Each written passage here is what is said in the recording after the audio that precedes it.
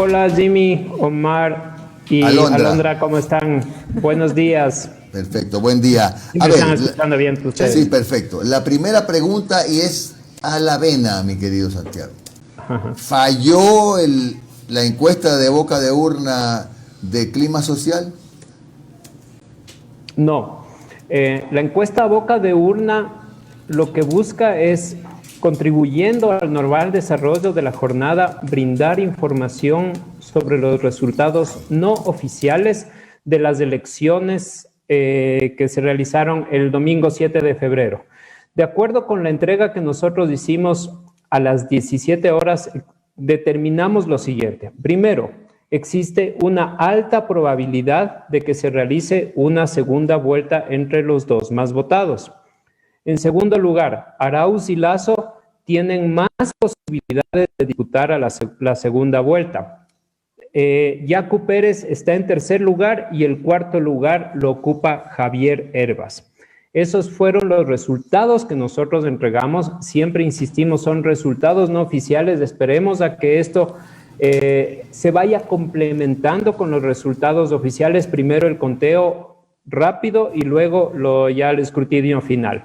Y eso es lo que nosotros entregamos. Siempre insistimos, son resultados no oficiales, lo que nos permiten es tener una primera aproximación al resultado global y ese es el resultado que nosotros presentamos. Ahora, ¿hay diferencia en el porcentaje? Sí, y por supuesto, nosotros somos los más interesados y los más preocupados en tratar de hacer algunos análisis y determinar cuáles son las posibles causas que pueden haber ocasionado estas diferencias entre los porcentajes, pero los resultados principales se cumplieron. Claro. Ahora, veamos el gráfico número 2, por favor, Mayita, que dice situación al 6 de febrero, donde podemos comparar decisión y voto secreto con papeleta, que ameritaría pues un primer análisis, por ejemplo, en porcentaje. Ahí está, ¿no? El porcentaje de indecisos, etcétera.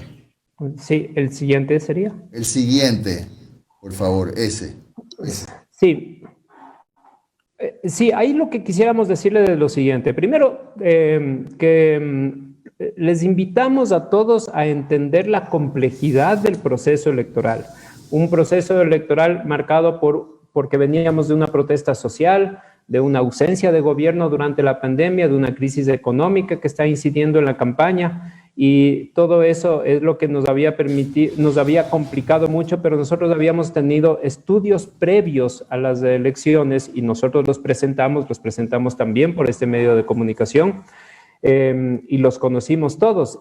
Lo que no vimos es que a partir de 10 días antes de las elecciones está prohibida la divulgación de los sondeos electorales. Nosotros seguimos trabajando cómo se estaban presentando las tendencias los últimos días antes de las elecciones. Hasta el 6 de febrero, sábado 6 de febrero, nosotros realizamos estudios en los que veíamos lo siguiente. Primero, que había un 25% de personas indecisas, que al menos 2 de cada 10 electores de las principales candidaturas, es decir, de Arauz, Lasso y Yacu Pérez, todavía podían cambiar de votación, de decisión a última hora, y que había personas que estaban indecisas sobre si acudir a votar. Se mantenían las tres primeras posiciones, Arauz, Lasso, Yacu.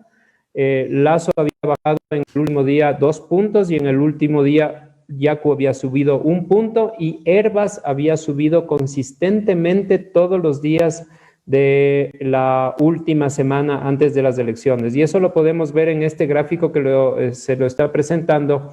En la línea verde, que se puede ver cómo está subiendo día a día 5, 6, 7, 8, 9, 10 en cada día.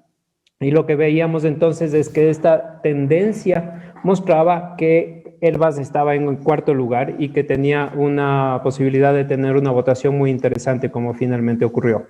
Claro. Ahora, pasemos directamente a la página número 7, donde habla ya de la encuesta a boca de urna.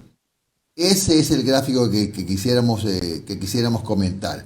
Esos números que reflejó el trabajo a boca de urna, me pregunto si de alguna manera hubo algún tipo de imprecisión motivada porque la gente se confundió con aquello del número de cédula par en la mañana, impar en la tarde, la aglomeración, etcétera, etcétera, que mucha gente se volcó a votar en la tarde.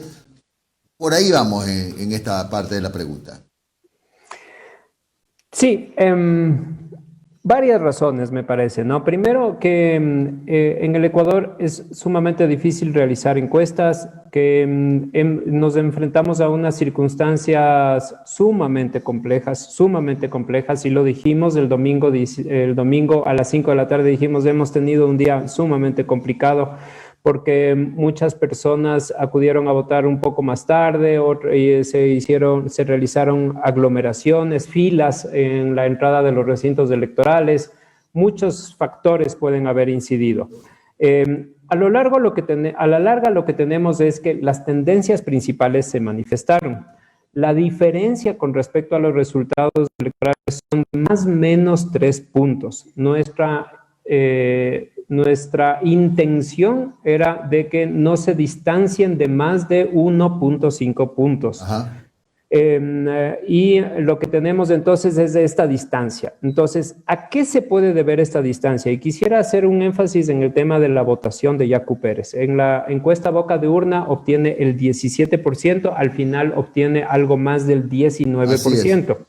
Son un poco más de 2 puntos de distancia, ¿no es cierto? Cuando la distancia que nosotros aspirábamos era de 1.5. Es un voto principalmente popular y rural. Ya. Y eso lo hemos comprobado en los estudios que hemos realizado. En la propia encuesta boca de urna, lo que vimos es que aproximadamente un 40% de la votación de Yacu Pérez es votación de recintos rurales. Eso podemos verlo en el próximo gráfico mientras lo vamos conversando, Santiago. Sí. Hay un gráfico interesante. Para entender que esto es muy importante, porque probablemente lo que tenemos es que hay como dos países o dos sociedades, una sociedad más formal, más institucionalizada, y otra que transcurre por debajo o en lo profundo de la sociedad. Entonces son personas que están más en el ámbito de la economía informal, o que tienen un nivel de educación más bajo y a los que resulta difícil acceder a través de las encuestas. Claro. Y ese es un punto que quiero resaltar, y creo que es nuestra obligación como investigadores, que tenemos que reflexionar mucho con respecto a cuál es el alcance de las encuestas y cómo tenemos que mejorar para llegar a ellos. Ahora, veíamos en este gráfico que Hervas tuvo el voto joven, ¿no? Mayoritariamente, 18 a 21 años. Y sí, un poco me llamó la atención en este mismo gráfico que el voto de Arauz, el más fuerte voto de Arauz, estuvo en cambio en los adultos, de 45 a 57 años. Sí, puede ser por contrapeso, ¿no es cierto? Si los jóvenes se fueron por otra candidatura, obviamente el peso de la votación de una candidatura va a ser más adulto que joven, porque los jóvenes tuvieron otra inclinación. Entonces, sí, efectivamente, y eso lo habíamos visto en otros estudios también anteriores a las elecciones, que la inclinación de voto por Arauz es más de personas adultas entre los 45 y los 57 años. Esa es una característica que podemos ver. Los otros no tienen, los otros dos más votados, que son Lasso y Yacu, no tienen una determinación muy clara en términos de edad. Lasso tiene, en cambio, una determinación, una marca más por nivel socioeconómico. Eso es lo que quiere decir NS ahí, ¿no? Lo que vemos ahí en el cuadro es que las personas de más bajo nivel socioeconómico votan menos por Guillermo Lasso, las personas de alto nivel económico votan más por Guillermo Lasso. Y esa puede ser una de las marcas más fuertes de esta candidatura, mientras que el voto de Yacu Pérez es popular y rural. Y el voto de Javier Hervas es joven. Y no solamente joven, muy joven. Porque ahí se puede ver, si vemos este gráfico, que solamente el de la izquierda, este es de la encuesta boca de urna, que les preguntamos a las personas a las que entrevistamos su edad y por quién votaron. Y hemos hecho ese cruce, ¿no? Vemos que hay una concentración mucho mayor de los votos que obtuvo Javier Hervas entre los de 18, 19, 20, 21 años. Y de ahí va bajando vemos que los que tienen más edad son los que menos votaron por Javier Hervas. ¿Qué tal, Santiago? Les saluda Alondra. Santiago, un gusto. Buenos días. En el balance y estas perspectivas para la segunda vuelta, ustedes afirman que se debe superar el estigma del fraude en la segunda vuelta. ¿Cómo hacemos eso también? Sí, cuando hablamos de las perspectivas para la segunda vuelta, quién puede ganar, qué es lo que va a pasar en la segunda vuelta, hay una cosa que está por encima de todo, es este estigma de fraude que estamos viviendo y que quedó marcado, que quedó impregnado en la primera vuelta, que pasó lo mismo en las elecciones del 2017 y vivimos con ese estigma durante 4 años y que es una obligación ya no de las candidaturas ni del Consejo Nacional Electoral, sino del país en su conjunto, que debemos superar el estigma del fraude en la segunda vuelta porque eso no le beneficia a nadie, ni al primero, ni al segundo, ni al que va a ganar, ni al que va a perder. Al país le perjudica este estigma de fraude. Tenemos que superar, tenemos que encontrar la manera en la que podamos volver a confiar en la organización de las elecciones. En los retos de Arauz ustedes colocan que tiene que convencer a los jóvenes. Y estamos hablando, usted también lo pronunciaba, sobre Hervas, que acaparó a la juventud, ¿no? Que tuvo muchos votos de la juventud. ¿Qué tiene que hacer Arauz para convencer a los jóvenes? Asumo que no TikToks, ¿no?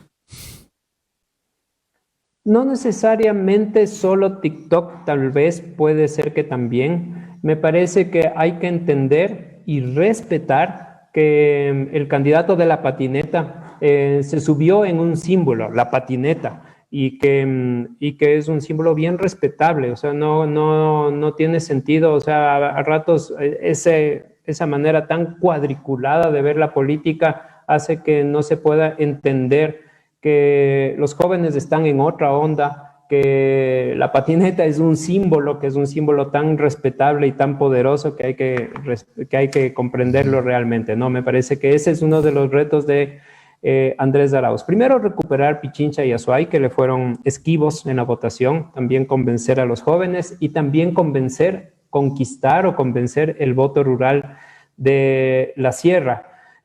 También Andrés Arauz puede fortalecer sus bastiones de la costa, que son Guayas, Manabí, Los Ríos, El Oro, un poco Esmeraldas, porque ahí podría obtener mayor votación. Y bueno, también podríamos hablar de los retos de Guillermo Lasso. Claro, sí, justo le iba a preguntar para ser imparciales, ¿no? Así debe ser.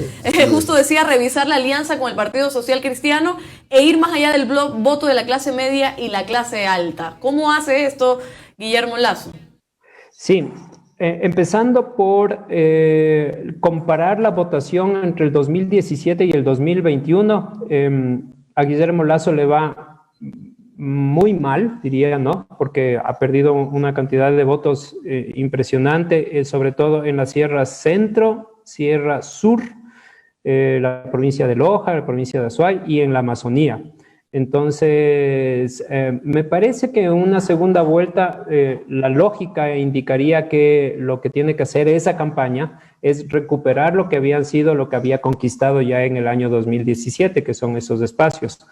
Que no le basta el tener el voto de las clases media, media alta y alta, porque el país está conformado por una mayoría de sectores populares y me parece que eso también nos lleva al tema de evaluar cuánto le dio o le quita, o le da y le quita también la alianza con el Partido Social Cristiano. Me parece que ambas candidaturas, la de Arauz y la de Lasso, tienen unos importantísimos retos, pero más allá de los retos que tienen estas dos candidaturas, el reto que tenemos como país de superar esta sensación de fraude que nos ha dejado impregnada el procedimiento de las elecciones de la primera vuelta. Santiago, ¿cómo estás? Te saludo, Omar Jaén. Dos preguntas concretas y rápidas. En el 2017 se habló que Manabí era el que definía ganador.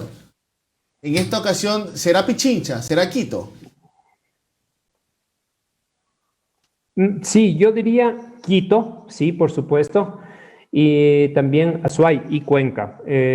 No sabría decir si son definidores, porque en realidad lo que tenemos es que para ser presidente del Ecuador necesitas tener un equilibrio en la votación regional de las provincias, de los segmentos y también de la combinación esta urbana, rural y jóvenes viejos, jóvenes adultos, ¿no es cierto? Que necesitas tener ese equilibrio.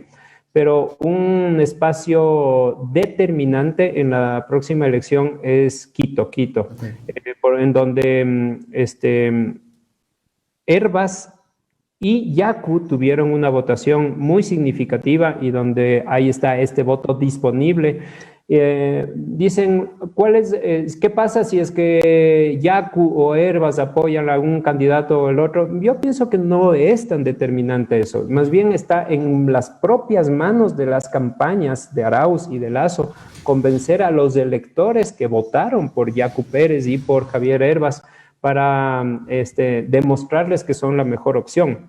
Creo que está en sus propias manos. Finalmente, Santiago, clima social que hará para la segunda vuelta, van a preparar nuevas encuestas, prepararán exit poll. ¿Qué se viene para clima social en segunda vuelta?